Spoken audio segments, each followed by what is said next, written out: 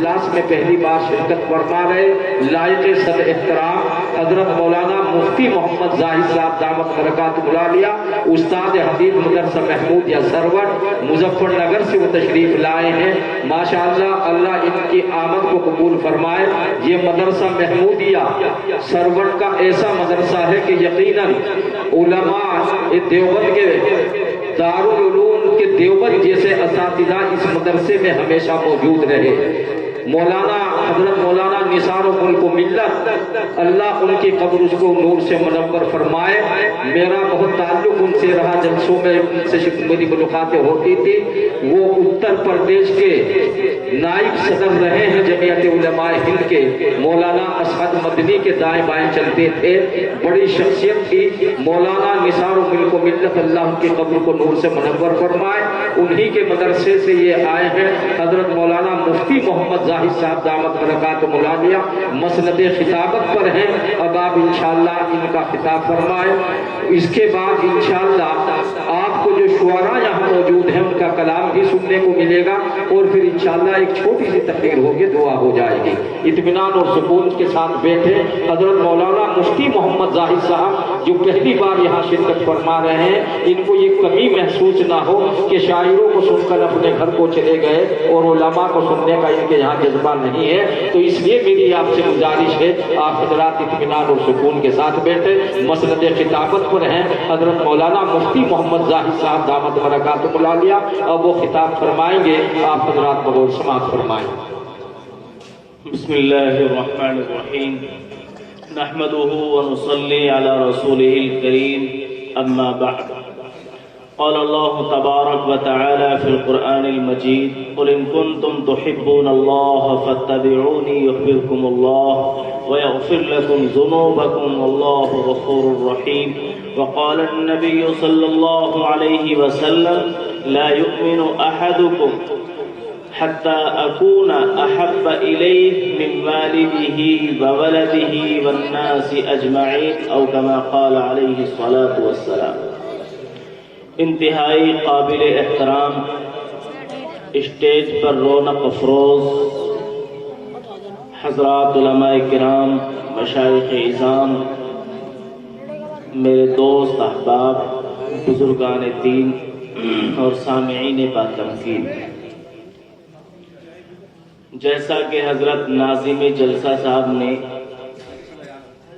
مدرسہ محمودیہ سروٹ کا تذکرہ کیا اور حضرت مولانا نثار احمد صاحب رحمۃ اللہ علیہ کا بھی تذکرہ کیا، واقعی وہ شخصیت بہت اعلیٰ وارفہ تھی، محاسن اخلاق کے پیکر تھے، اور حضرت فدائے ملت رحمۃ اللہ علیہ ہوں یا مدنی گھرانہ ہو، بڑی قربت، بڑا گہرا تعلق آج بھی مدرسہ محمودیہ سروٹ کا دارالعلوم دیوبند سے اور خانوادہ مدنی سے بڑا گہرا تعلق چلا آ رہا ہے۔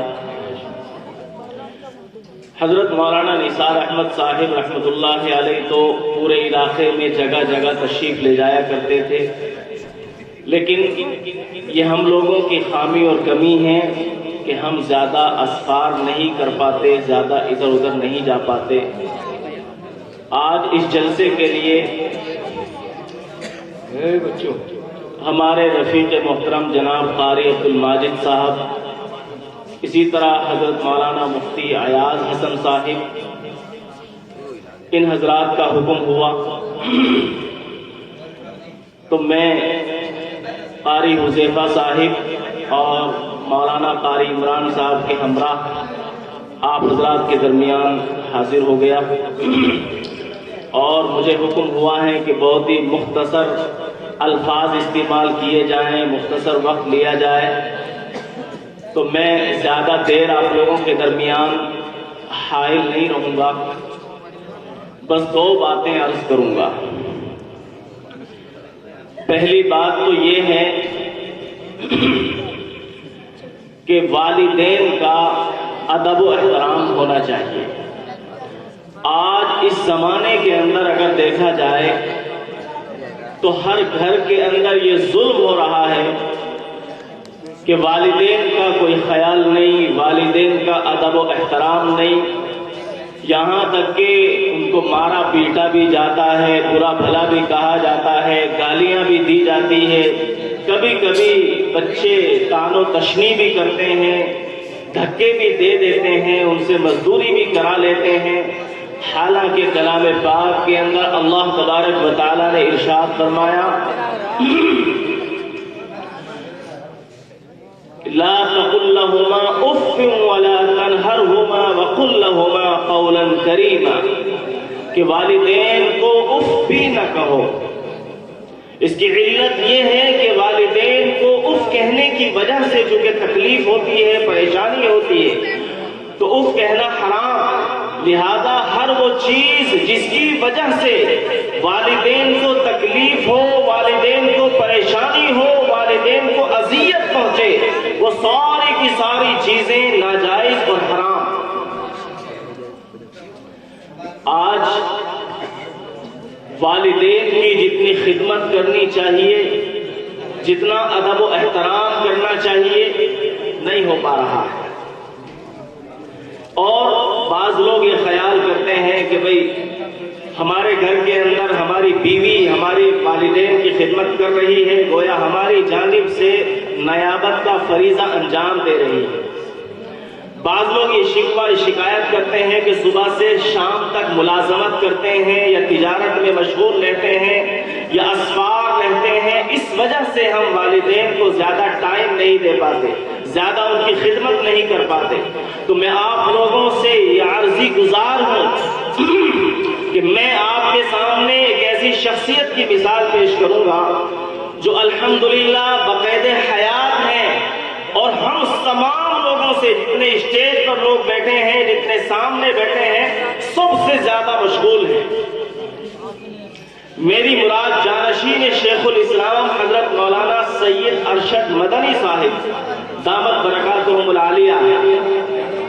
میں حضرت کے گھر پر تقریباً 1 سال رہا، ان کے پوتوں کو پڑھایا۔ میں نے ان کے پوتوں سے معلوم کیا کہ حضرت اپنے والدین کی خدمت کرتے ہیں یا نہیں کرتے ہیں، تو انہوں نے جو واقعہ بتایا بہت ہی زیادہ عجیب۔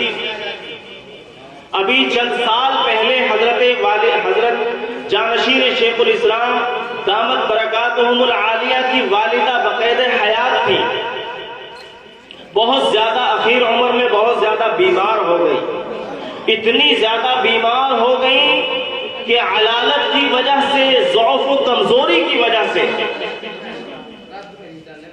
ان کا پیشاب، ان کا پاخانہ ان کی چارپائی پر ہی نکل جاتا تھا۔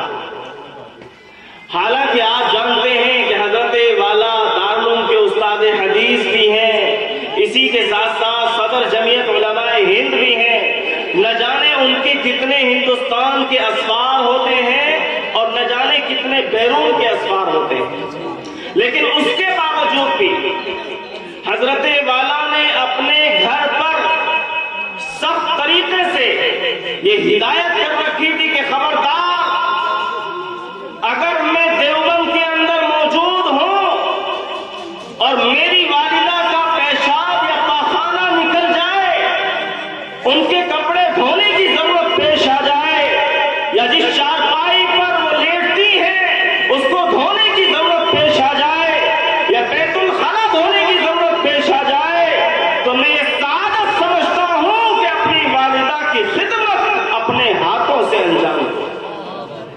چنانچہ جب تک وہ بقید حیات رہی، اپنے ہاتھوں سے، حالانکہ وہ خود ضعیف ہے، حالانکہ ان کی خود عمر 81 سال ہے، لیکن اس کے باوجود بھی اپنی والدہ کی ایسی خدمت اپنے ہاتھوں سے کر رہے ہیں۔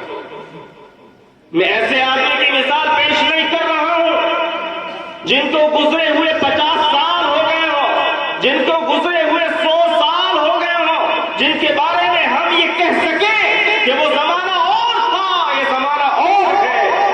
میں ایسے آدمی کی مثال پیش کر رہا ہوں جو ہم سب سے زیادہ مشغول ہے، کتنی ذمہ داریاں ان کے اوپر ہیں، ہم اور آپ کو معلوم بھی نہیں۔ میرے بھائیوں، چونکہ زیادہ تفصیل کا موقع نہیں ہے، اس لیے میں ایک تو یہ بات عرض کر رہا ہوں کہ والدین کی خدمت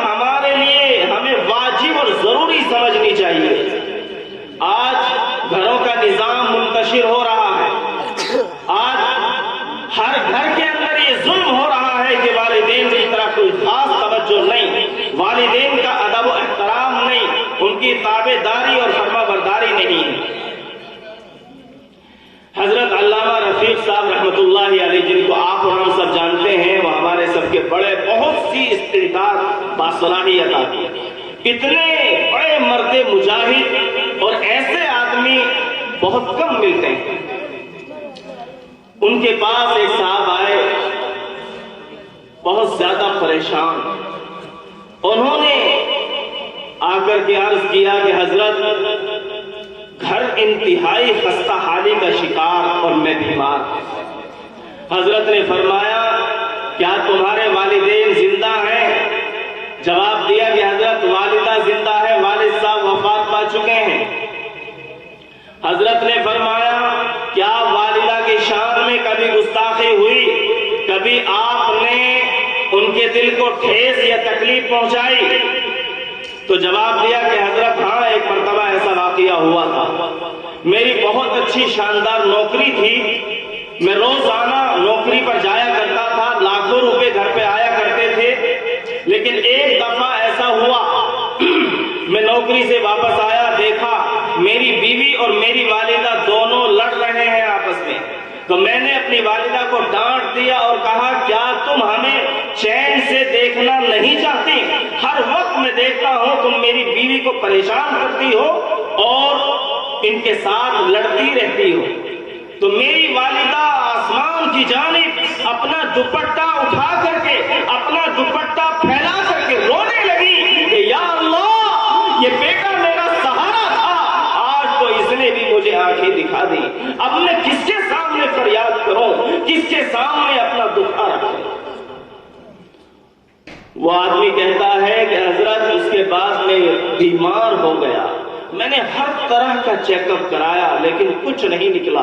کمزور سے کمزور ہوتا چلا گیا، چارپائی پر بیٹھ گیا، نوکری ختم، گھر میں پیسہ آنا بند، انتہائی خستہ حال. حضرت نے فرمایا جاؤ اور جا کر کے اپنی والدہ سے معافی مانگ لو، ان کے پیر چوم لو. اگر وہ راضی ہو گئی تو آپ بھی زندہ ہیں، میں بھی زندہ ہوں، انشاءاللہ تمہاری حالت اچھی ہو جائے گی. وہ صاحب گئے اور جا کر کے اپنی والدہ سے معافی مانگی، رونے لگے. والدہ نے معاف کر دیا.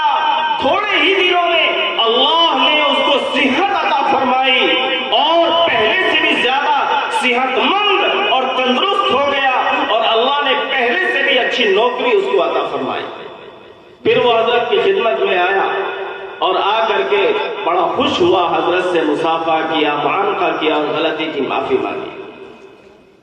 اگر آپ یہ چاہتے ہیں کہ ہم دنیا کے اندر خوشحال رہیں، سکون و اطمینان اور عافیت کے ساتھ زندگی گزاریں، تو والدین کو راضی رکھنا، والدین کو خوش رکھنا اپنے اوپر لازم اور واجب سمجھیں. ایک تو بات مجھے یاد کرنی تھی. دوسری بات، اللہ تبارک و تعالیٰ نے کلام پاک کے اندر اپنے حبیب حضرت محمد صلی اللہ علیہ وسلم کو حکم دیا کہ اے محمد آپ کہہ دیجئے اگر تم اللہ سے محبت کرتے ہو تو میری اتباع کرو. اللہ سے محبت میری اتباع کے اندر ہے. اگر تم میری اتباع کر رہے ہو تو گویا اللہ سے محبت سچی ہے. اگر تم میری اتباع نہیں کر رہے ہو تو اللہ کی محبت میں کھوٹ ہے، اللہ کی محبت پھر سچی نہیں ہے. اللہ کے رسول صلی اللہ علیہ وسلم نے حدیث شریف کے اندر ارشاد فرمایا کہ تم میں سے سچا پکا مومن آدمی وہ ہے کہ جسے میں سب سے زیادہ محبوب ہوں، جو مجھ سے سب سے زیادہ محبت رکھتا ہوں، یہاں تک کہ اپنے والد سے بھی زیادہ اور پوری دنیا سے زیادہ مجھ سے محبت رکھتا ہوں. آئیے اب ہم اس کو ثابت کرتے ہیں کہ اللہ کے رسول صلی اللہ علیہ وسلم سے سب سے زیادہ محبت کیسے رکھی جائے. صحابہ کرام نے اس کو ثابت کر کے دکھا دیا. کیسے ثابت کیا؟ حضرت زید بن حارثہ کو آپ بھی جانتے ہیں اور ہم بھی جانتے ہیں. اللہ کے رسول صلی اللہ علیہ وسلم کے چہیتے غلام، اللہ کے رسول نے ان کو آزاد کر دیا تھا لیکن بڑی محبت کرتے تھے. زید بن حارثہ کے خاندان والے کہ زید بن حارثہ کہاں ہے. تلاش کرتے کرتے کرتے کرتے آخرکار ان کو بتایا گیا کہ زید بن حارثہ تمہیں مدینے کے اندر ملے گا. خاندان والے مدینے کے اندر آئے اور آ کر کے انہوں نے معلوم کیا کہ ہمیں تلاش ہے زید کی، چنانچہ ہمیں اس سے ملاقات کرنی ہے، ہم اس کو لے جانے کے لیے آئے ہیں. لوگوں نے بتایا کہ جاؤ سرکار دو عالم کی خدمت کے اندر چلے جاؤ، وہاں زید حارثہ سے ملاقات ہو جائے گی. چنانچہ خاندان کے لوگ آقائے نامدار حضرت محمد صلی اللہ علیہ وسلم کی خدمت میں حاضر ہوئے اور خدمت اقدس میں حاضر ہونے کے بعد عرض کیا یا رسول اللہ، ہم کئی سالوں سے زید بن حارثہ کو تلاش کر رہے ہیں، خاندان کے لوگ بڑے پریشان ہیں اس لیے کہ بچپن سے وہ غائب ہے، خاندان والوں میں سے کسی سے اس کی ملاقات نہیں ہوئی. یا رسول اللہ، ہم یہ چاہتے ہیں کہ آپ ہمیں یہ اجازت دے دیں کہ زید کو ہم اپنے ساتھ لے کر کے چلے جائیں، اس لیے کہ اس نے کئی سال خاندان سے الگ رہ کر کے گزار لیے ہیں. ہم یہ چاہتے ہیں کہ آئندہ کی جو زندگی ہے وہ خاندان والوں کے ساتھ رہ کر کے گزاریں. آقا نامدار رحمت دو عالم صلی اللہ علیہ وسلم نے ان کی باتیں سننے کے بعد ارشاد فرمایا، اے میرے بھائیوں، تم زید بن حارثہ کو لینے آئے ہو، مجھے کوئی اعتراض نہیں، جاؤ زید بن حارثہ سے جا کر خود ہی معلوم کر لو. میں اس کو نہیں کہوں گا، اگر وہ تمہارے ساتھ جانا چاہے گا تو میری جانب سے اجازت ہے. خاندان کے لوگ زید بن حارثہ کے پاس آئے، ملاقات ہوئی.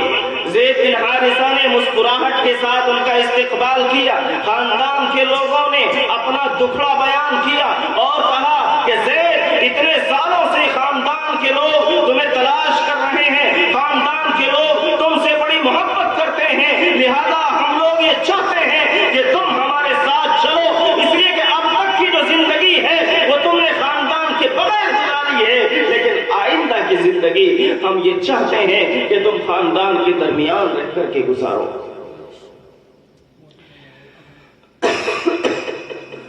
چنانچہ زید بن حارثہ جو جواب دیتے ہیں وہ سننے کے قابل ہے، آپ زر سے لکھے جانے کے قابل ہے. زید بن حارثہ جواب دیتے ہیں، اے میرے خاندان کے لوگوں، جس طرح تم مجھ سے محبت کرتے ہو میں بھی تم سے محبت کرتا ہوں، اور جس طرح تم مجھے تلاش کرتے کرتے یہاں تک پہنچے ہو میں تمہارا استقبال کرتا ہوں اور تمہارے جذبات کو سلام کرتا ہوں. اور اگر معاملہ یہاں سے تمہارے ساتھ جانے کا ہے، اگر معاملہ خاندان کا ہے، اگر معاملہ محبت کا ہے تو میں تمہیں بتائے دینا چاہتا ہوں، النبی اولا بالمؤمنین من انفسہم وازواجہ امہاتہم، کہ نبی سے میرا سب سے گہرا رشتہ ہے، نبی میرے سب سے قریبی رشتے دار ہیں، لہذا میں نبی کی باہوں میں اور نبی کے قدموں تلے رہنا چاہتا ہوں، میں نبی کی خدمت میں رہنا چاہتا ہوں. اے میرے خاندان کے لوگوں، اے میرے خاندان کے لوگوں، میں نبی کا دامن چھوڑ کر کے تمہارے ساتھ نہیں جا سکتا، اس لیے کہ دنیا کے اندر اگر کسی سے سب سے قریبی رشتہ ہے تو وہ نبی کریم صلی اللہ علیہ وسلم.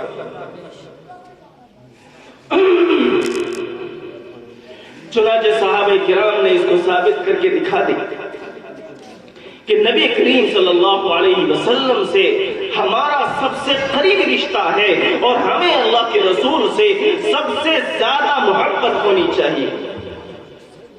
اور محبت کیوں نہ ہو، بس آخری بات عرض کر رہا ہوں اور اس کے بعد اپنی بات کو ختم کر دوں گا. نبی کریم صلی اللہ علیہ وسلم کے اندر خوبیاں ہی خوبیاں اور کمالات ہی کمالات. جس چیز کو دیکھیں، جس جز کو دیکھیں، آپ علیہ السلام با کمال شخصیت. یہاں تک کہ لوگ حسن و جمال کا تذکرہ کرتے ہیں، لوگ حسن و جمال کا تذکرہ کرتے ہیں کہ بھئی حضرت یوسف علیہ السلام حسن و جمال کے پیکر تھے. لیکن میں اللہ کے رسول रसूल सल्लल्लाहु अलैहि वसल्लम की खूबसूरती की हल्की सी झलक आपके सामने पेश करूं। जिस वक्त में हलीमा साकिया बच्चों को लेने के लिए, परवरिश के लिए, दूध पिलाने के लिए मक्के के अंदर आई और उन्होंने आकर के बच्चों को तलाश किया,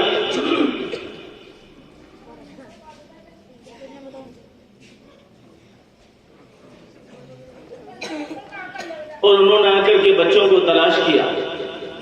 हलीमा सादिया से पहले जो औरतें आई थी उनको अच्छे घरानों के बच्चे मिल गए।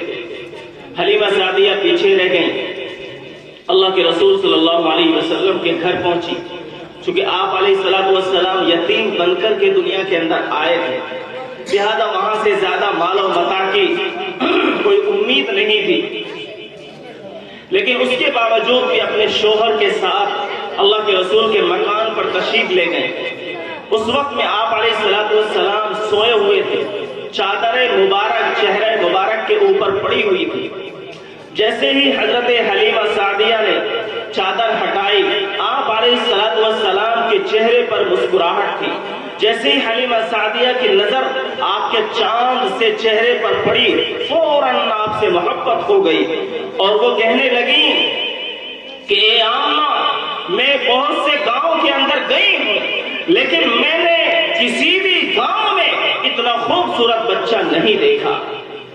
हजरत आमना चूंकि शहर की रहने वाली थी, फरमाती हैं ए हलीमा, तूने गांव में इतना खूबसूरत बच्चा नहीं देखा। मैं तो शहर की रहने वाली हूँ, मैं शहर की रहती हूँ, मैंने कई शहरों में गई हूँ, मैंने किसी शहर में इतना खूबसूरत बच्चा नहीं देखा। हजरत अब्दुल मुत्तलिब जो वहां पर मौजूद थे, इरशाद फरमाते हैं ए हलीमा, तूने गांव में इतना खूबसूरत बच्चा नहीं देखा। ए आमना, तूने शहरों में इतना खूबसूरत बच्चा नहीं देखा। मैं ताजिर आदमी हूँ, मैंने मुल्कों के असफार किए हैं, लिहाजा मैंने आज तक किसी मुल्क के अंदर इतना खूबसूरत बच्चा नहीं देखा। हमारा तसव्वुर और ख्याल कहता है हजरत जिब्रील अलैहिस्सलातु वस्सलाम अगर वहां मौजूद होते तो शायद ये इरशाद फरमाते ए हलीमा, तूने गांव में इतना खूबसूरत बच्चा नहीं देखा।